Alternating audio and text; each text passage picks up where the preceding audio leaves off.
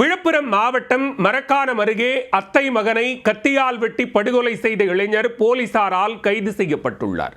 நள்ளிரவில் உறங்கிக் கொண்டிருந்தவரை தட்டி எழுப்பி உயிரை பறித்த சம்பவத்தில் நடந்தது என்ன?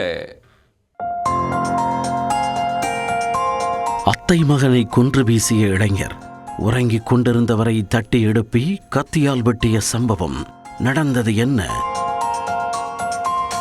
விழுப்புரம் மாவட்டம் மரக்காணத்தை அடுத்த கந்தாடு பழைய தெருவைச் சேர்ந்தவர் நேதாஜி.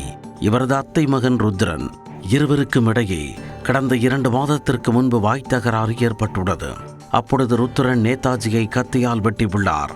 இது தொடர்பாக மரக்காணம் போலீசார் ருத்ரன் மீது வழக்கு பதிவு செய்து அவரை கடலூர் மத்திய சிறையில் அடைத்தனர். சிறையில் இருந்து வெளியே வந்த ருத்ரன் தனது அத்தை மகனான நேதாஜியிடம், என்னை சிறைக்கு அனுப்பிவிட்டாய், உன்னை சும்மா விடமாட்டேன் என அடிக்கடி மிரட்டி தகராறு செய்து வந்ததாக கூறப்படுகிறது. இந்த நிலையில் சம்பவத்தன்று இரவு இருவருக்கும் இடையே மீண்டும் தகராறு ஏற்பட்டுள்ளது.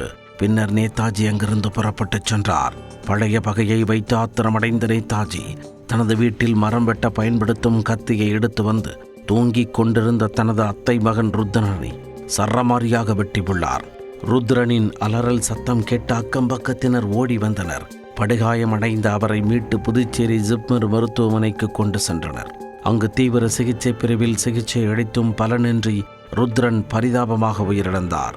இதனையடுத்து ருத்ரனின் உடலை மீட்டு உடற்கூறாவிற்காக அனுப்பி வைத்து நேதாஜியை கைது செய்து விசாரணை நடத்தி வருகின்றனர்.